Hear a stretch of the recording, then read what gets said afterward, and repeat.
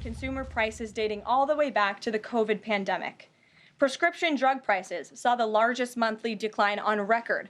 Prices for airfare, used vehicles, and car insurance all decreased as well. And energy prices fell 2.4% in March, driven by plummeting gas prices around the country. Also yesterday, House Republicans answered President Trump's call to move forward the budget resolution and officially set the stage for the passage of one big, beautiful bill. The American economy will boom after this bill is passed and the rest of the president's pro-growth agenda goes into effect. The largest tax cuts and deregulation in history, coupled with our energy industry unleashed and renegotiated trade agreements that put America first, are the ultimate formula to usher in the golden age of America. On that note, more than 75 countries have now reached out to the Trump administration, eager to address the trade issues that have exploited America and hurt our workers in the process. The phones have been ringing off the hook to make deals, and these countries wisely heeded President Trump's warning not to retaliate, and as a result, they were rewarded with a 90-day pause and substantially lower reciprocal tariff rates during this period so potential solutions can be achieved. Past presidents just willingly accepted the failed status quo on trade that ripped off our workers and our companies. But that's not who this president is. He creates his own leverage and negotiates deals better than anyone else who has sat in the Oval Office before him. And that process is currently underway. On another matter, the deadline for registration under the Alien Registration Act is today. All foreign nationals present in the United States longer than 30 days must register with the federal government. Failure to comply with this is a crime, punishable by fines, imprisonment, or both. As President Trump and Secretary Noem have both said, if you register and you leave now, you choose to self-deport, you may have the opportunity to return later legally. But if not, you will be arrested, fined, deported, never to return to our country again. The Trump administration will continue to enforce our nation's immigration laws. We will not pick and choose which laws to enforce. We must know who is in our country for the safety and the security of our homeland and for all American citizens. I also have a note from the First Lady to share with you on this Friday. On Tuesday this week, First Lady Melania Trump celebrated the advancement of the Take It Down Act in the House Energy and Commerce Committee.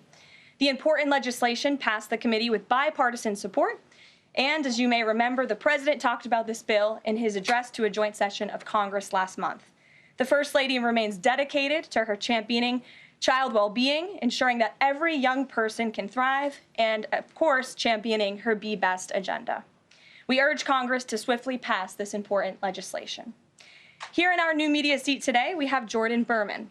Jordan is a social media content creator and influencer and a lawyer who grew up following breaking down the news from a neutral perspective. Jordan is the host of her own podcast called Unbiased Politics, where she dissects the top stories from the week from a legal perspective. Jordan focuses on bringing back real journalism from a nonpartisan perspective and has mastered explaining complex legal decisions to a mass audience in the short-form context. Her two biggest platforms are TikTok and Instagram, where she has roughly 500,000 followers on each. With that, please kick us off, Jordan. Thank you. As you know, yesterday the House passed the SAVE Act, and many married women, soon-to-be married women, are concerned that the new voter ID requirements may inhibit their access to the polls. What assurances can you give women voters in America to ease their concerns? Sure. Well, the SAVE Act, as you mentioned, was passed by the House yesterday. This is the Safeguard American Voter Eligibility Act. I believe I'm getting that correct. And this act is a common sense measure. It would require proof of citizenship for voting in our elections. The Democrats have been fear-mongering about this bill, have been saying that married women, if their name has changed, they didn't change it on their identification, would not be able to vote. That is complete fallacy. There are outlined in the bill about how to avoid that.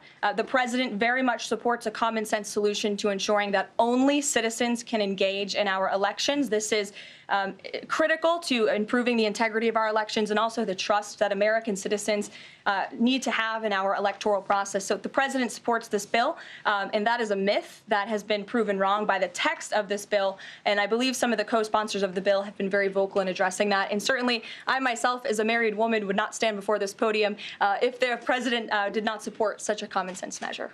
Thank you. For my next question, I actually want to give a voice to the American people. I sourced a question from one of my listeners. Her name is Bryn. She is from Oregon. And she asked, what, if any, plans do you have, the administration, for the money that will be generated by tariffs imposed on foreign goods? How will the administration facilitate the development of American industries when many critical components, labor, parts, etc., are much cheaper and more feasible from foreign entities? It's a great question from your listener, and I want to thank her for submitting it to you to ask. That's the part of the new media seat, is so that everyday Americans across the country have a voice in this room. So thank you again for being here. Thanks for the question.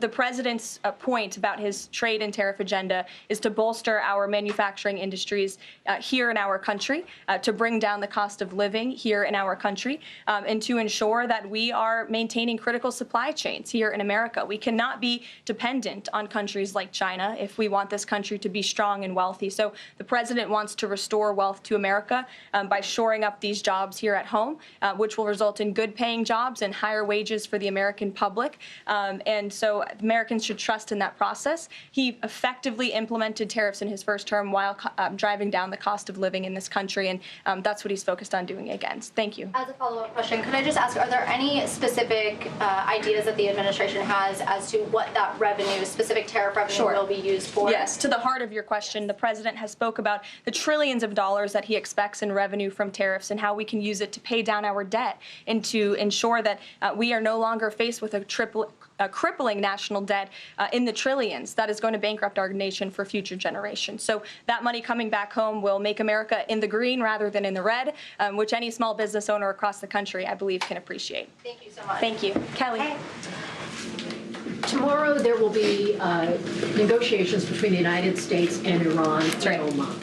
What are the president's chief goals for that, and is he satisfied with how Iran is responding to this? They don't want direct face-to-face negotiations, instead sort of old-school shuttle diplomacy where they're in separate rooms and messages are passed back and forth. So is the president comfortable with the arrangement there, and what is the chief objective? Well, I have spoken to both the president and also his national security team who will be engaged in these discussions. These will be direct talks with the Iranians, and I want to make that very clear. I also spoke to the president just last night about his goal when it comes to Iran, and he has reiterated repeatedly to all of you publicly and also privately to his team here at the White House, his ultimate goal and the ultimate objective is to ensure that Iran can never obtain a nuclear weapon. The president believes in diplomacy, direct talks, talking directly in the same room in order to achieve that goal. But he's made it very clear to the Iranians, and his national security team will as well, that all options are on the table, and Iran has a choice to make. You can agree to President Trump's demand, or there will be all hell to pay. And that's how the president feels. He feels very strongly about it. And can you update us on Mr. Witkoff in Russia and what's happening with direct communications with Vladimir Putin? I can confirm that Mr. Witkoff is in Russia to have direct communications with the Kremlin and with Vladimir Putin.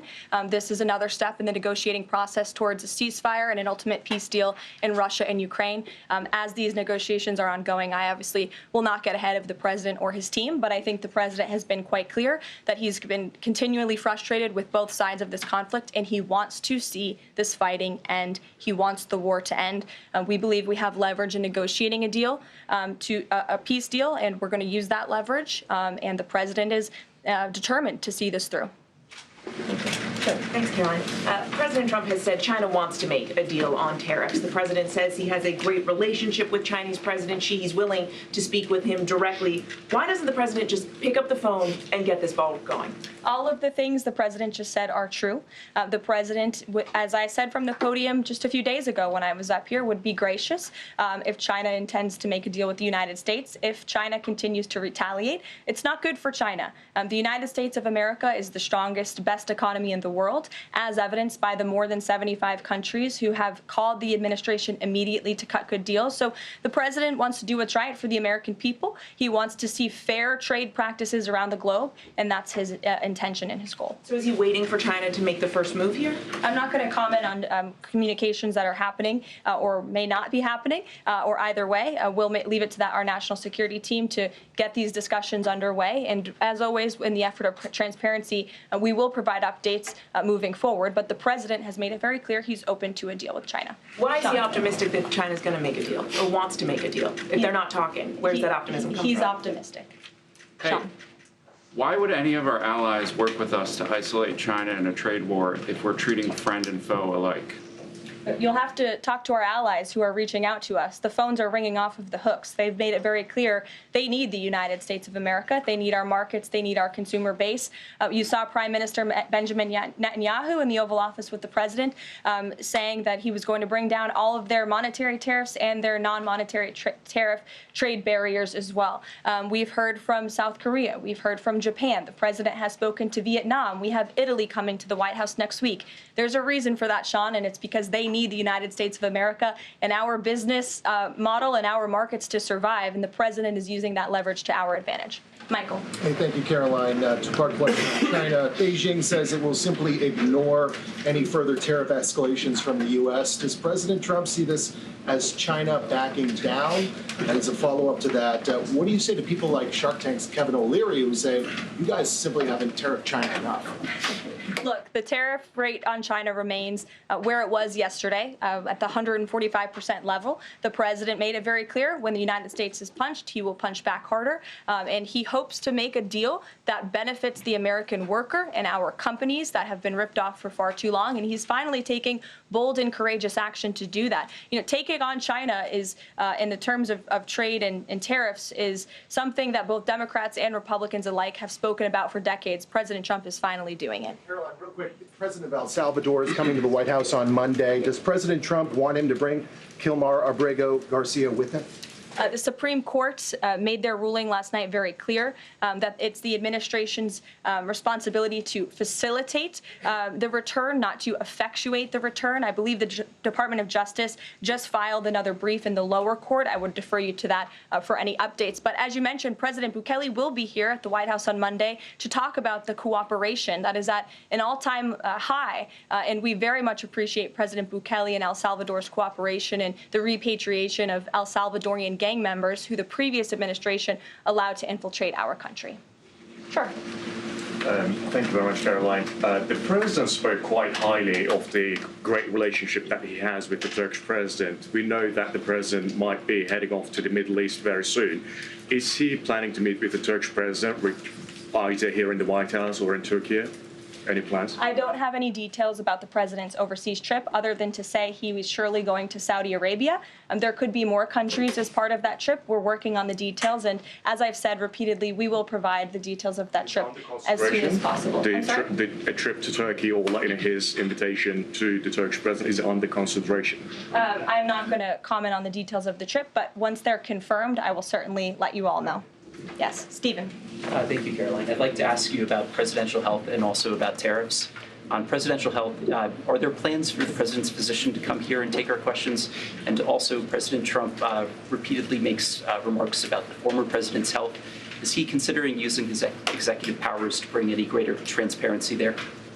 As I have said, the president is undergoing his long-scheduled physical. It's a yearly physical that every president receives, and we will provide an update on that by the president's physician as soon as we possibly can. And about the former president and transparency regarding his health, are there... Well, I can tell you there was certainly a lack of transparency from the former president, from the entire former administration, and frankly, a lot of people in this room when it came to the health and the competence of the former president of the United States, Joe Biden. There was one of the greatest cover-ups and, frankly, political scandals this nation has ever seen. It's been unraveled in some recent books that are being written by journalists who engaged in that cover-up and scandal, which is quite ironic. But this president is clearly committed to transparency. You in this room see him and hear from him on a daily basis. You in this room know from covering him, it's hard to keep up with him. He is a machine working around the clock every single day. And the physician, after today's physical, will provide an update on the report in the effort of transparency. If I could ask about tariffs, there have been big swings this week in the Treasury bond yields. There's a theory that it might be because of China dumping these as leverage, driving up costs for U.S. loans like mortgages. Does the White House have evidence that this is in fact a result of Chinese dumping, and if so, is there a message on that? Not to my knowledge, but I would check in with the Treasury Department on that. I can tell you I know our Secretary of Treasury, Scott Bessent, is keeping a very close eye on the bond market. He spoke about it at the White House this week, and I know he's keeping his eyes on it day to day. Ed. Thanks. Thank you, Caroline. So the administration, I have an administration source who's telling me that we're weeks away from the first deal with the country over tariffs. Where is the administration? How soon can we see that? And what country is that first one? I won't reveal or get ahead of our trade team as these negotiations are obviously ongoing, but I can tell you very good progress has been made. Jameson Greer was on television this morning, and I spoke to him, and he confirmed that more than 15 offers are already on the table, which is remarkable in just a mere matter of days. And as I said earlier, we've heard from more than 75 countries around the world. This is a team effort. The president has a team of great, brilliant advisors who have been with him every step of the way, and all of them will be divvying up the workload. And I just want to give the president and his trade team credit for taking this on. This is a massive undertaking. There's no doubt about it. We take it very seriously. The president is determined to renegotiate global trade on behalf of American workers. And again, you've seen people on both sides of the aisles calling for this for years, but I think no other president lacked the courage or maybe the work ethic or the stamina to take on such a task. And I know there were some questions about the president's delayed departure earlier to Walter Reed. I'd like to address it was because he's working on this very issue, so he was running a bit behind this morning. On the 90-day pause, what would the president need to see in order to extend that 90-day pause for countries on tariffs? Well, I think the president addressed this yesterday when he said he's hoping that there will be good deals made before the 90 days is up, and we will cut those deals as soon as we possibly can, country by country, tailor-made deals for each and every country as they all propose unique challenges and unique assets to each country, advantages rather, and when that 90-day mark hits, the president will make that decision then. One more, if I could, on a different subject. So a bird earlier attacked my colleague, Peter Doocy, during a live shot at I'm wondering if House. that's why Peter is absent from his seat. Is he doing okay? He's recovering. Has anyone checked on him? He's recovering. Is anyone looking into that incident? I could check in with GSA to see if anybody here is looking into it. I also understand there was a mouse in the briefing room earlier today, so I'm hoping somebody checked in on that, as I'm hoping it doesn't run up here and distract me. That would be a good way for all of you to distract me, actually, have a mouse come run up here. So I'll get an answer for you on that, out of respect for our good friend Peter. Jeff.